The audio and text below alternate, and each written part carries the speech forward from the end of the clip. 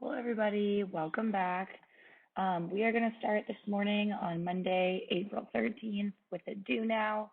So go ahead and make sure that you've got your Google document form to go along with this assignment. Make sure you have it open. You are going to type your answers to the do now into this document. So here we have a graph. You are going to answer, what is this graph measuring? What do you see is happening to the percentage of 12th graders that use cigarettes every day? And what do you see is happening to the percentage of 12th graders that use marijuana every day? So go ahead and pause this video and answer your do now. Okay, so here we have this graph. And what I notice when I look at this graph is that it is measuring over here the daily use among 12th graders. So the percentage of kids that use this every day. And down here on the x-axis, we've got the year. So we can see over the years that the percentage of 12th graders that use cigarettes every day goes up and then goes way down to about 4% use every day. Over here, we've got the percentage of kids that use marijuana every day, and that number is slowly going up. So today, or in 2017, so a couple of years ago, the percentage of 12th graders that use marijuana is greater than the percentage that use cigarettes. And the reason that we're looking at this is because this week we are going to be focusing on marijuana and how more students than ever are using and what it might do to the brain. So I want to remind you guys of the project that we are working on. The current SFUSD Code of Conduct states that schools can suspend students for being high, having weed on them, or giving or selling marijuana to another student. So we're going to look at an example of this morning. Here we have an example from James Lick Middle School. So what you're going to do is on your paper, I have put this link for you. You are going to click on this link and you're going to watch the video at the top of the news story. So go ahead and do that now, and then we're going to talk about it.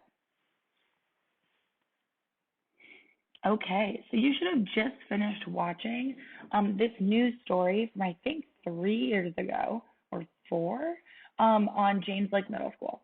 So what happened is a couple of students, or 10 students, brought gummy candies to school, ingested the candies, and then got really sick from the candies because they were marijuana edibles.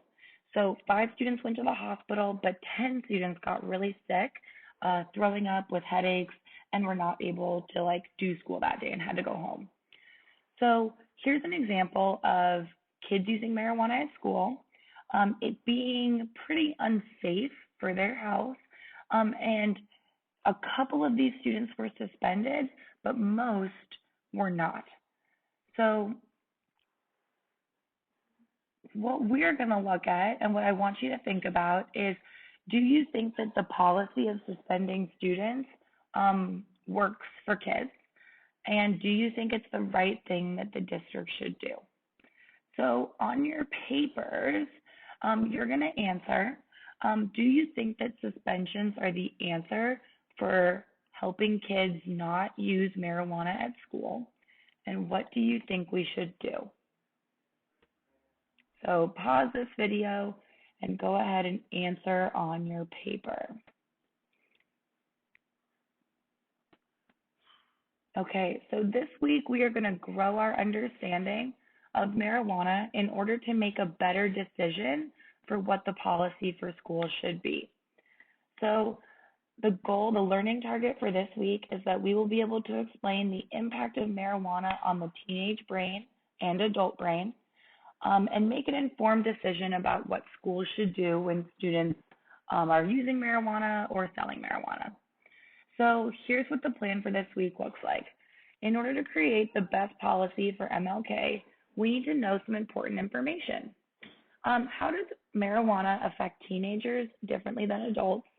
And why do people use marijuana? What are the pros and cons? So today is Monday. Today you're going to watch a series of 4 videos that help us understand what marijuana does to the brain, and specifically teenagers' brains.